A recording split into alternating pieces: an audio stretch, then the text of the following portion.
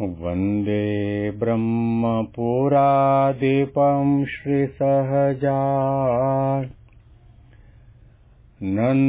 च मूलाक्षरम् श्रेयस्कारणसद्गुणैकनिलयम् श्रीप्रागजिह्वावतः ब्रह्मोपासनधारकं गुरुहरिं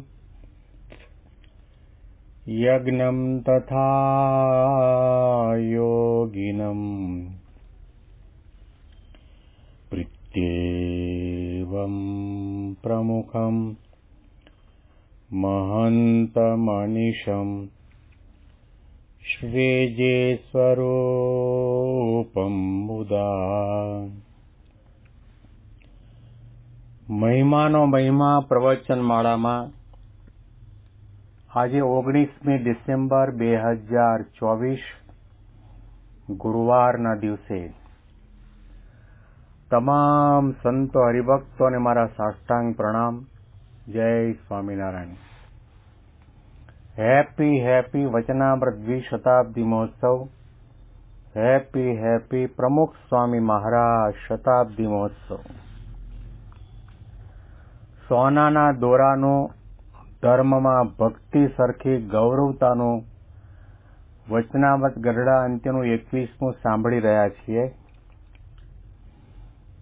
જેમાં શ્રીજી મહારાજ પોતાના સ્વભાવ, રસ, રુચિ, અભિપ્રાય પણ બતાવે છે, સાથે આજ્ઞા પણ કરે છે કે ભગવાનના ભક્તનો, સંતનો ક્યારેય પણ અભાવ કે અવગુણ લેવો નહીં. અને પંચમહાપાપ છે એના કરતા પણ ભગવાન કે ભગવાનના સંત ભક્તનો અવગુણ લેનારો છે, મહાપાપી છે. અને એવો માણસ અમને દીઠો પણ ગમતો નથી. પછી કોઠારી હોય, ભંડારી હોય, પૂજારી હોય, વડતાલમાં રહેતો હોય, અમદાવાદમાં રહેતો હોય, ભુજમાં રહેતો હોય, ગઢડા કે ગોંડલમાં રહેતો હોય, તો પણ દીઠો તો ગમતો નથી, પરંતુ એના હાથના અન્ન જળ પણ અમને ભાવતા નથી.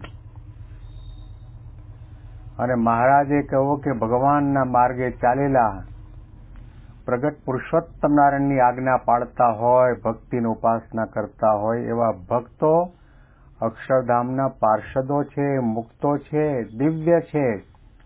અને એને જો અમે આવો મહિમાથી સમજતા ન હોઈએ તો ભગવાન અને ભગવાનના ભક્તના અમને સમ છે.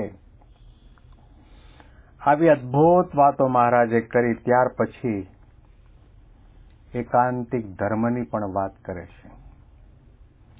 આધ્યાત્મિક માર્ગમાં ખાલી ભક્તિ આપણું કલ્યાણ ન કરે, ખાલી ધર્મ આપણું કલ્યાણ ન કરે, ખાલી વૈરાગ્ય આપણું કલ્યાણ ન કરે, ખાલી જ્ઞાન પણ આપણું કલ્યાણ ન કરે. જો તમારે તમારો ભક્તિ અને આધ્યાત્મિક માર્ગ નિર્વિઘ્ન બનાવવો હોય, નિષ્કંટક બનાવવો હોય, અખંડ બનાવવો હોય અને એના દ્વારા આત્મા અને પરમાત્માનો સાક્ષાત્કાર કરવો હોય, છેલ્લો જન્મ કરવો હોય, તો તમારે ધર્મની પણ જરૂર છે, જ્ઞાનની પણ જરૂર છે, વૈરાગ્યની પણ જરૂર છે, ભક્તિની પણ જરૂર છે. અને સામાન્ય કક્ષાની વાત નથી. મહારાજે કહ્યું કે અતિશય દ્રઢ ન હોય, ધર્મ અતિશય દ્રઢ ન હોય, વૈરાગ્ય અતિશય દ્રઢ ન હોય, ભક્તિ કે જ્ઞાન અતિશય દ્રઢ ન હોય, તો અંતે જાતા ઢીલો પડ્યા વિના રહે જ નહીં. દ્રષ્ટાંત આપીને સમજાયું કે મીણે પાયેલો દોરો કડકડતી શિયાળાની ઠંડીમાં એકદમ કડક લાકડા છાપ રહે, પરંતુ ઉનાળો ધગધગે 45 કે 50 ડિગ્રી તાપમાન જતો રહે ત્યારે ઢીલો ઘેંસ જેવો થઈ જાય. એમ આધ્યાત્મિક માર્ગ હોય, પારિવારિક, સાંસારિક, દૈહિક બધા ક્ષેત્રમાં નાના મોટા પ્રકારના શિયાળા, ઉનાળા, ચોમાસા આવવાના. અને એમાં જો આપણે આ અતિશય દ્રઢ નહીં કર્યા હોય તો આપણે પાછા પડવાના. આપણને ભગવાન કે સંતનો અભાવ કે અવગુણ આવવાનો. શ્રીજી મહારાજના શબ્દો આપણે ફરીથી વાંચીએ છીએ. અને જેને જ્ઞાન, વૈરાગ્ય, ધર્મ અને ભક્તિ એ અતિશય દ્રઢ નહીં હોય તે તો અંતે જાતા ઢીલો પડ્યા વિના રહે જ નહીં. તે તો અંતે જાતા ઢીલો પડ્યા વિના નહીં જ રહે. જેમ મીણે પાયેલ દોરો હોય અને તે શિયાળામાં અને ચોમાસામાં તો અક્કડ રહે, પણ જ્યારે ઉનાળો આવે ત્યારે જરૂર ઢીલો થઈ જાય. તેમ અહીંયા હરિભક્તને સર્વ પ્રકારે સુખ રહે અને સત્સંગમાં પણ માન સન્માન થતું રહે. તે રૂપ જે ચોમાસું અને શિયાળો તેમાં તો જ્ઞાન, વૈરાગ્ય, ધર્મ અને ભક્તિ તે સુધા આકરા જણાય.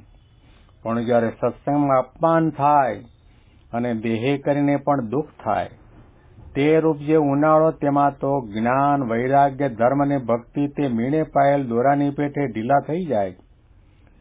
તો પણ અમે તો તેનો ત્યાગ કરતા નથી, પણ એ જ એની મેળે મનમાં ઉશિયાળો થઈને સત્સંગમાંથી પાછો હટી જાય છે.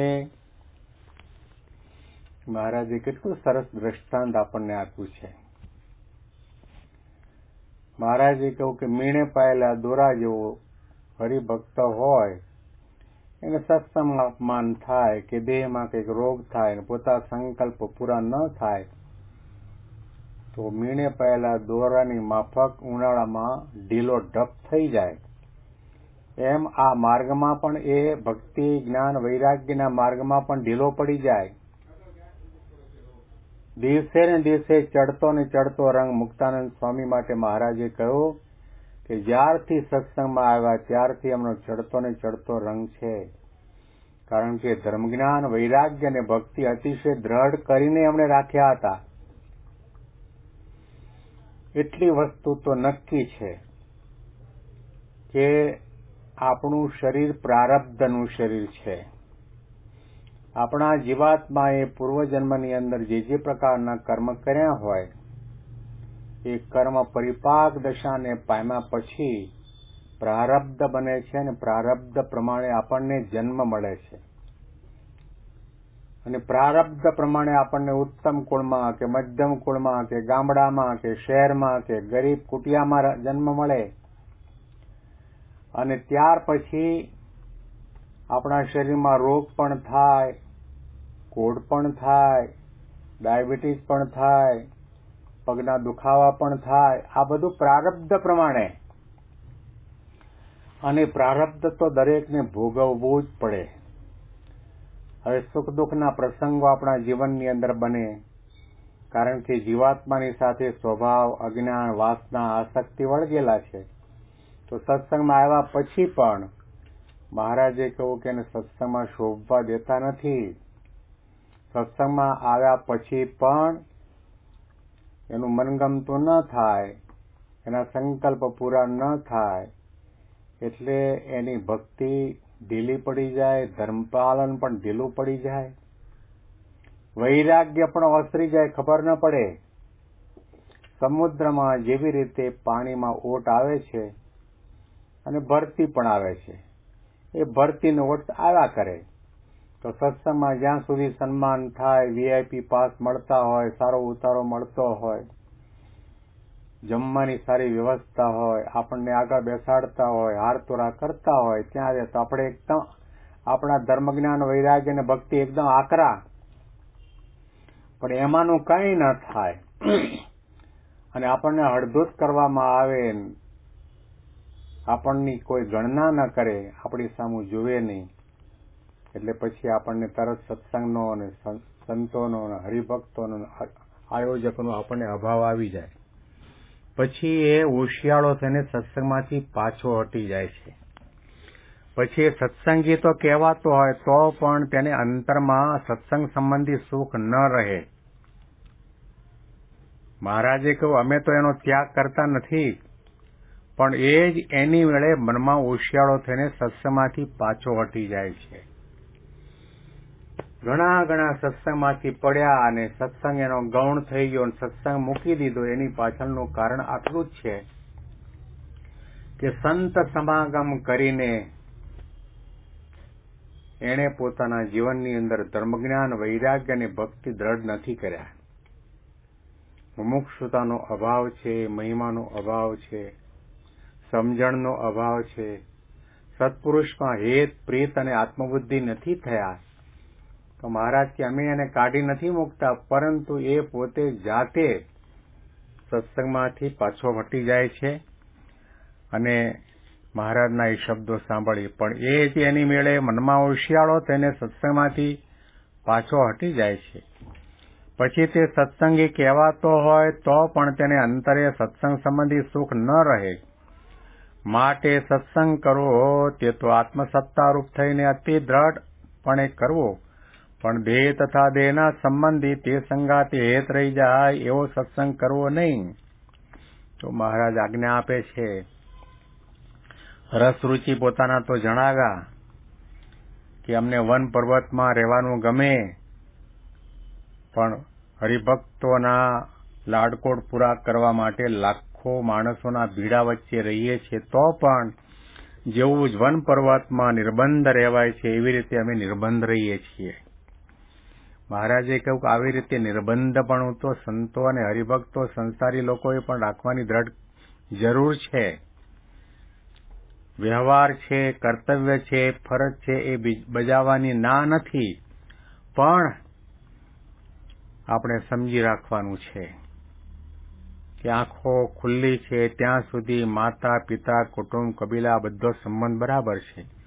આંખ મીચાણી પછી કોઈ કોઈનું નથી. આ બધાને અહીંથી મૂકીને જવાનું છે. તો શ્રીજી મહારાજે કહ્યું કે પોતાને આત્મા માનીને આત્મસત્તારૂપ થઈને અતિશય દ્રઢપણે સત્સંગ કરવો, પણ દેહને દેહના સંબંધી તે સંગાતે હેત રહી જાય એવો સત્સંગ કરવો નહીં. ઘણા બધા વચનામૃતોની અંદર શ્રીજી મહારાજે બ્રહ્મરૂપ થઈને સત્સંગ કરવાની વાત કરી છે, આત્મનિષ્ઠા દ્રઢ કરવાની વાત કરી છે, દેહભાવનો ત્યાગ કરવાની વાત કરી છે, જગતનું નાશવંતપણું અનુસંધાન રાખવાની વાત કરી છે, ખાલી હાથે આવ્યા છીએ, ખાલી હાથે જવાના છીએ, સાંખ્ય વિચારની પણ વાતો કરી છે. શા માટે? કે આપણો આધ્યાત્મિક માર્ગ, આપણો કલ્યાણનો માર્ગ નિર્વિઘ્ન બને, અખંડ બને અને એના દ્વારા આપણે પરમાત્માના ચરણ કમળ સુધી પહોંચી શકીએ, સેવામાં રહી શકીએ, એવી પ્રકારની આપણામાં પાત્રતા આવે. અને અનુસંધાનમાં વિશેષ વાતો આપણે આવતીકાલે સાંભળીશું. તમામ સંતો હરિભક્તોને મારા સાષ્ટાંગ પ્રણામ. જય સ્વામિનારાયણ.